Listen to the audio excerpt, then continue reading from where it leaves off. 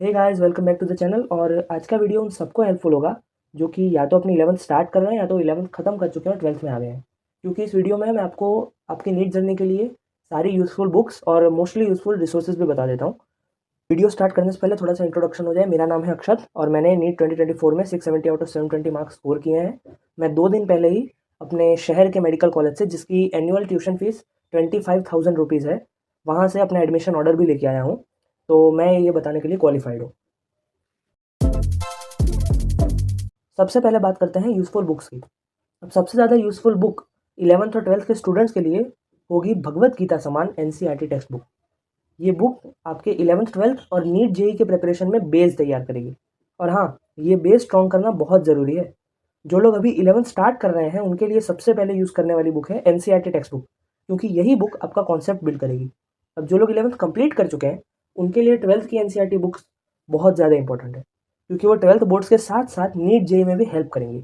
और 12th के बच्चों को 12th की एनसीईआरटी के साथ साथ बीच बीच में 11th की एनसीईआरटी का भी रिवीजन कर लेना चाहिए, क्योंकि अगर बेस वीक हो गया तो आगे बढ़ने में मुश्किल हो सकती है। बेस बनाने के बाद आते हैं बेस को स्ट्रॉन्ग करने में, यानी कि एनसीईआरटी के बाद आते हैं कोचिंग या स्कूल मॉड्यूल्स पे। अब ये मॉड्यूल्स ऐसे मटेरियल हैं जिनमें कॉन्सेप्ट्स को कंसाइज करके दिया है और इनमें कॉन्सेप्ट प्रैक्टिस के लिए क्वेश्चंस भी कभी कभी दिए होते हैं। ये मॉड्यूल्स 11th के स्टूडेंट्स को तब यूज़ करने चाहिए जब उनके टॉपिक्स और कॉन्सेप्ट्स एनसीईआरटी से क्लियर हो गए हों, या तो उन्होंने अपने कोचिंग या स्कूल से अच्छे से क्लियर कर लिए हों। जब तक आपका फुल कॉन्सेप्ट क्लियर ना हो तब तक उसके कंसाइज वर्जन को यूज़ नहीं करना चाहिए। 12th के स्टूडेंट्स को 11th के मॉड्यूल्स भी रिवाइज करते रहने चाहिए और 12th वाले मॉड्यूल्स जैसे जैसे कॉन्सेप्ट खत्म हो वैसे करने चाहिए। अब उसी बेस को स्ट्रॉन्ग करने की बात में आते हैं पीवाईक्यू बुक्स में। पीवाईक्यूज का मतलब होता है प्रीवियस ईयर क्वेश्चंस। ये क्वेश्चंस कुछ कुछ कोचिंग मॉड्यूल्स में इंक्लूडेड होते हैं, लेकिन अगर आपको उसकी एक डेडिकेटेड बुक ही चाहिए तो आप फिजिक्स वाला की 37 ईयर्स वाली पीवाईक्यू बुक यूज़ कर सकते हो। मैंने दूसरी बुक यूज़ की थी, बट ये पीडब्ल्यू वाली बुक जो है वो सभी ज़रूरी कंटेंट के साथ आती है। आप कोई भी बुक अपने प्रेफरेंस के हिसाब से यूज़ कर सकते हो, लेकिन ऐसी बुक यूज़ करना जिसमें नीट के अलावा एआईपीएमटी और बाकी एग्जाम्स के भी क्वेश्चन हो। पीवाईक्यू बुक्स में मोस्टली क्वेश्चन दिए रहेंगे, उसमें थियरी नहीं है। तो आप उसको कैसे रिवाइज कर सकते हो? रिविजन का मतलब है कि अगर आपने एक क्वेश्चन सॉल्व किया है तो कभी भी पीवाईक्यू बुक में सॉल्व करने के बाद उस पर आंसर टिक मत करो। उसको किसी एक्स्ट्रा नोट में उसका आंसर लिखो और फिर उसको जब आपका पूरा एक चैप्टर या एक टॉपिक खत्म हो जाए तो एंड से मैच करो। उससे क्या होगा कि आप जब अगले रन में उसको वापस देखोगे उस बुक को तो आपको ये नहीं पता इसका आंसर क्या है, और अगर याद आ भी जाए तो भी एक बार आप उसको कैलकुलेट कर लेना, ताकि आपका कॉन्सेप्ट और आपकी जो स्पीड है वो और स्ट्रांग हो सके और आप और स्मूथ हो सको। कॉन्सेप्ट बिल्ड तो हो गया, अब उसको पॉलिश कैसे करें? तो कुछ पॉलिशिंग बुक्स बताता हूँ। ये बुक्स आपको तब हेल्प करेंगी जब आपके सारे कॉन्सेप्ट एनसीईआरटी से क्लियर हो और आपने उनके पीवाईक्यूज भी कर रखे हों, लेकिन उन कॉन्सेप्ट की एप्लीकेशन में थोड़ी प्रॉब्लम होती है और वो कॉन्सेप्ट अभी भी आपके थोड़े रफ रह गए हों। इसके सॉल्यूशन के लिए मैं आपको पर्सनली सजेस्ट करूँगा फिजिक्स वाला की मेड इजी लाइनअप बुक्स। अब आप कुछ बोलो उससे पहले बता देता हूँ कि ये वीडियो फिजिक्स वाला ने स्पॉन्सर नहीं की है। ये बुक्स मेरी पर्सनल प्रेफरेंस है। मेड इजी बुक्स में सारे कॉन्सेप्ट्स कंसाइज तरीके से एक्सप्लेन किए हैं और एप्लीकेशंस भी दी हैं। बुक्स में हाईलाइटेड कॉन्सेप्ट भी आपको मिल जाएंगे जो कि बहुत ही इंपॉर्टेंट है। 11th के स्टूडेंट को ये बुक बिल्कुल यूज़ नहीं करनी चाहिए।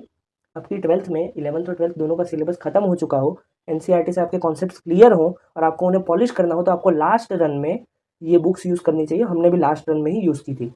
अगर आपको 11th और 12th के मिड टर्म में कॉन्सेप्ट एप्लीकेशंस समझ में ना आ रही हो तो आपको सबसे पहले इसके बाद वाला रिसोर्स यूज़ करना चाहिए, जो कि है ऑनलाइन लेक्चर्स या बैचेस। अब बैचेस तो आपको तभी लेनी चाहिए जब आपको ऑफलाइन में सारे रिसोर्सेज ना मिल रहे हो। बाकी लेक्चर्स की बात करें तो 11th के स्टूडेंट्स जब कोचिंग में कॉन्सेप्ट सीख लें उसके बाद भी आपको ना समझ आए तो आप सबसे पहले अपने टीचर्स से पूछिए। अगर उनके एक्सप्लेनेशन के बाद भी आपको समझ ना आए तो आप ऑनलाइन लेक्चर्स देख सकते हैं। कुछ लेक्चर्स की बात करूं तो फिजिक्स में कॉन्सेप्ट को बेसिक से क्लियर करने के लिए अलग पांडे सर के ओल्ड वीडियोस जो हैं वो बहुत काम के हैं, लेकिन वो वीडियोस काफ़ी लंबे होते हैं और वो आप 11th के स्टार्टिंग में ही देख के अपने नोट्स बना ले तो काम देगा। अब फिजिक्स में आपको 11th या 12th के बाद पूरा सिलेबस एक गो में कंप्लीट करना होगा, तब आप एमआर सर की महा रिवीजन सीरीज को रेफर कर सकते हैं। उसी तरह केमिस्ट्री में अगर आपको बेस से कॉन्सेप्ट बिल्ड करना है तो आप पंकज सर, अमित महाजन सर जैसे और भी टीचर्स हैं उन सबके वीडियोस देख सकते हैं। बायोलॉजी के लेक्चर्स अगर आपको ज़रूरत है तो आप देख सकते हैं, बाकी मुझे तो ज़रूरत नहीं थी इसलिए मैंने नहीं देखी थी। बात करते हैं इन सब में से सबसे इंपॉर्टेंट रिसोर्स की, जो कि है नोट्स। आप चाहे किसी भी रिसोर्स से पढ़ो, लेकिन आपको अपने नोट्स तो बनाने ही पड़ेंगे। अगर आपसे नोट्स नहीं बनते तो उसमें भी मेडिजी आपकी हेल्प करता है, क्योंकि उसमें टीचर्स के हैंड रिटन नोट्स हैं, जैसे कि फिजिक्स में एमआर सर के और केमिस्ट्री में पंकज सर के। अब वही नोट्स देख के आप आइडिया ले सकते हैं कि हम नोट कैसे बनाएं। और मैं अभी भी बोल रहा हूँ, सबसे लास्ट में जो चीज़ आपको सबसे ज़्यादा हेल्प करेगी वो है आपके खुद के नोट्स। तो आज के वीडियो के लिए इतना ही। अगर अच्छा लगा हो तो लाइक करना, चैनल को सब्सक्राइब करना, अपने दोस्तों के साथ शेयर करना जो कि नीट जेईई या 11th 12th की प्रिपरेशन स्टार्ट कर रहे हो। और मिलते हैं अगले वीडियो में।